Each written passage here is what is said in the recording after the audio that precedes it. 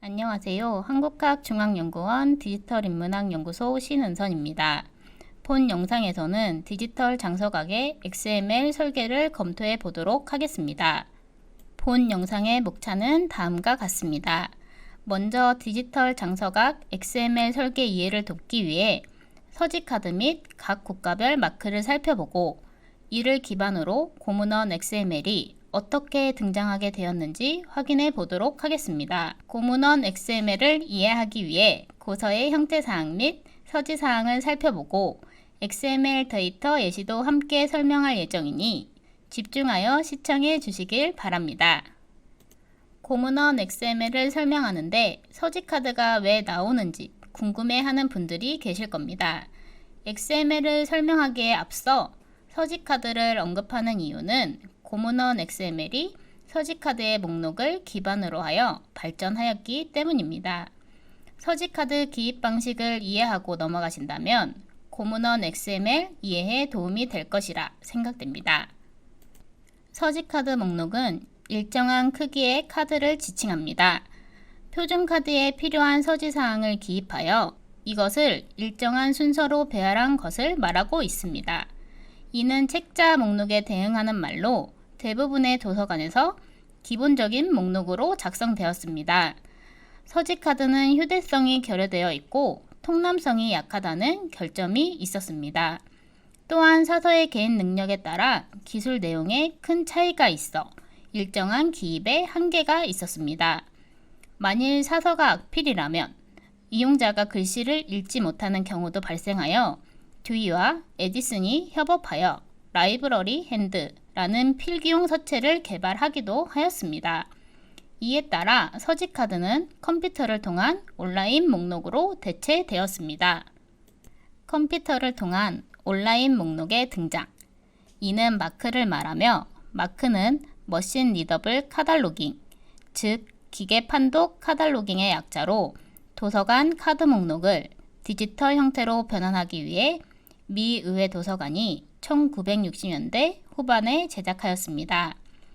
각국에서는 이를 모델로 국가 표준 형식을 제정하였으며 한국에서는 1980년부터 국립중앙도서관이 주관하여 코막, 즉 한국문헌 자동화 목록법을 단행본 형식에 맞춰 개발에 착수한 후 2000년까지 총 6종의 형식을 개발하여 KS로 제정하였습니다.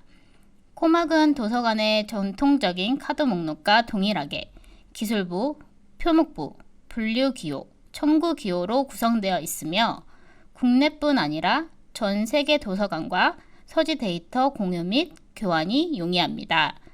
이렇게 마크 데이터는 다양한 나라와 서지 데이터 공유가 가능합니다. 코마크를 기본으로 일본, 중국의 도서관과 어떻게 데이터가 유사한지 살펴보도록 하겠습니다. 코마크는 코리안 머신 리더블 카탈로깅의 약어입니다. 재팬 마크는 일본 국회 도서관이 국립서지 기계 판독 버전으로 마크 형식의 서지 데이터와 정거 데이터를 모두 제공하고 있습니다. CM막은 중국 국립도서관에서 개발한 국가 표준 기계 판독 가능 카탈로그를 지칭합니다. 각 도서관 마크 예시는 위키독스 페이지에서 확인해 볼 수 있습니다. 하지만 도서관에서 이러한 마크 포맷을 사용하는 데는 다음과 같은 한계점이 있습니다. 첫째, 구조가 융통성이나 응용성이 없이 경직되어 있다는 점입니다. 이는 원문 구현에 어려움이 발생하며 중복성으로 인해 변화되는 인터넷 환경에서의 수용과 새로운 요소의 삽입이 어렵게 됩니다. 둘째, 새로운 분류 체계를 삽입하여 효율적인 이용을 유도하기가 어렵습니다. 셋째, 고서 영역에서 중시하는 해제나 원문 이미지를 온라인 서지 데이터에 직접 삽입시키는 것이 불가능합니다. 따라서 마크 포맷의 대안으로 XML로 고서 목록을 구현하는 방법을 생각하게 되었습니다. 특히 고문원 자료의 전산화는 일회성의 작업으로 원시 자료의 디지털화가 완성되는 것이 아니라 자료 분석을 통한 새로운 정보 요소의 발굴이 지속적으로 이어져야 하는 성격의 일이기 때문에 자료 구조의 확장이나 변형의 유연성을 최대한 보장하는 XML이 도입되고 적용되는 것이 특히 유용한 방법입니다. XML의 가장 큰 장점은 원자료의 구조를 변형시키지 않고 구조화할 수 있다는 점입니다.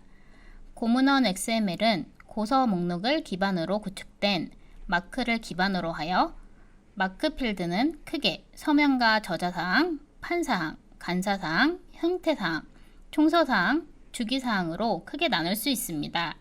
이는 고서의 기술 요소로서 XML의 각 요소로 사용될 수 있습니다.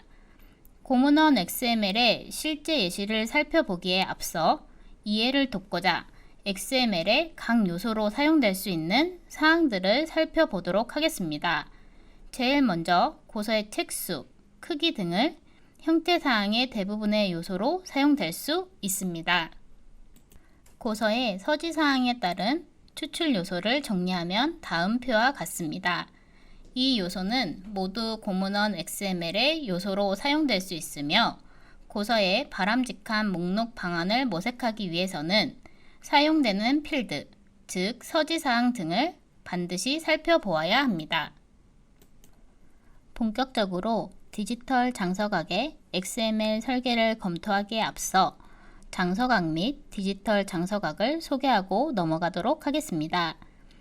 장서각은 현재 한국학중앙연구원에 부속된 한국학 전문 도서관으로 한국학중앙연구원 개원 이래 한국학 관련 자료 및 인문사회 분야의 학술 자료를 집중적으로 수집해 왔습니다. 2011년 7월에 신장서각이 신축 개관되며 구장서각과 신장서각으로 이원화되었고 신장서각이 신축되면서 5개의 수장고를 갖추게 되었습니다. 신장서각 개관과 더불어 인터넷 웹사이트 디지털 장서각과 한국고문서 자료관을 통해 서지 및 해제, 원본 이미지를 제공하고 있습니다. 장서각 소장자료 현황을 살펴보도록 하겠습니다. 장서각에 소장되어 있는 조선시대 국가왕실의 고전적 대부분은 1981년 문화공보부로부터 한국정신문화연구원이 국유문화재 관리단체로 지정되어 문화재관리국 장서각 사무소 94,104책이 이관되었습니다.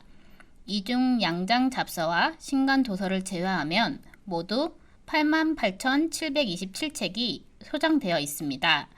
그 외에도 구입구서 및 기증도서는 11만 4,040책이 소장되어 있으며 기증 기탁되어 등록 완료한 상태 또는 예정 고전적은 10만여 점에 달합니다.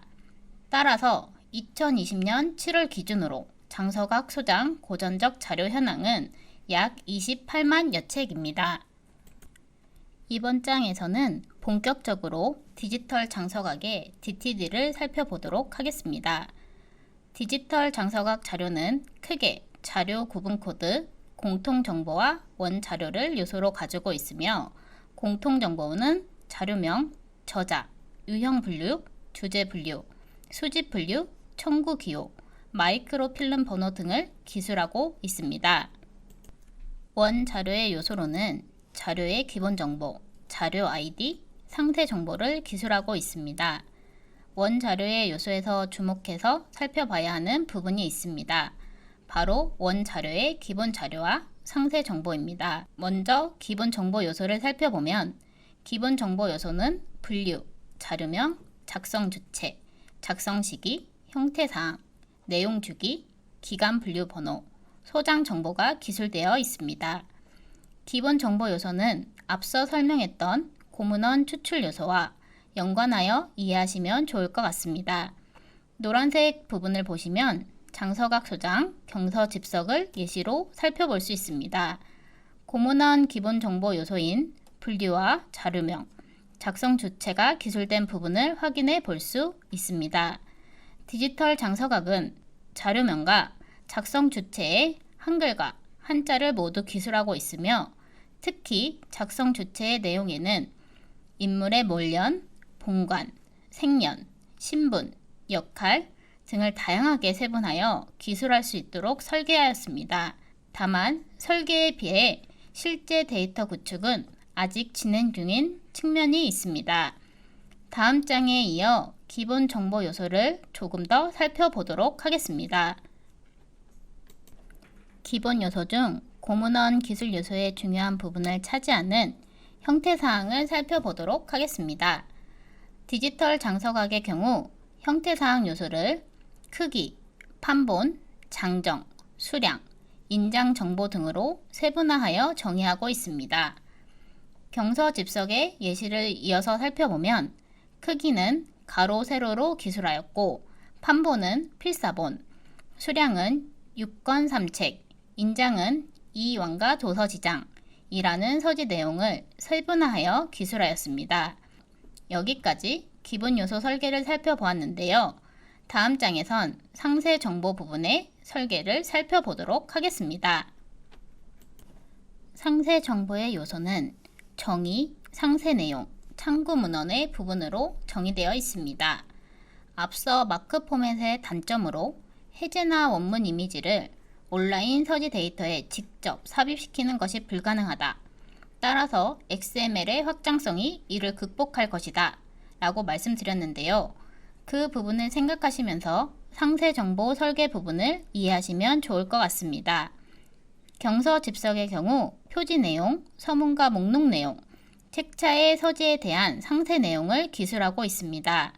또한 해제에 필요한 참고 문헌 사항까지 기술할 수 있도록 설계되어 있습니다. 여기까지 앞에서 언급한 고서 추출 요소가 디지털 장서각의 DTD로 정의된 내용을 간략하게나마 확인해 보았습니다. 이번 장에서는 디지털 장서각 XML 스키마를 한 번 더 확인하고 넘어가도록 하겠습니다. 크게 자료 구분 코드, 공통정보, 원자료를 요소로 가지며 공통정보 요소는 자료명, 저자, 유형 분류, 소집 분류 등을 기술하고 있습니다. 원자료의 요소에서 중요하게 봐야 하는 부분은 기본 정보와 상세 정보입니다.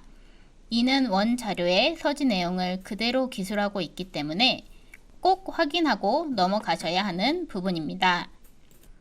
여러분들은 도서관 서지카드에서 시작하여 마크, 코막, 고문원 XML에 사용될 수 있는 요소를 이해하고 디지털 장서각의 DTD와 XML 스키마에 대해 살펴보았습니다.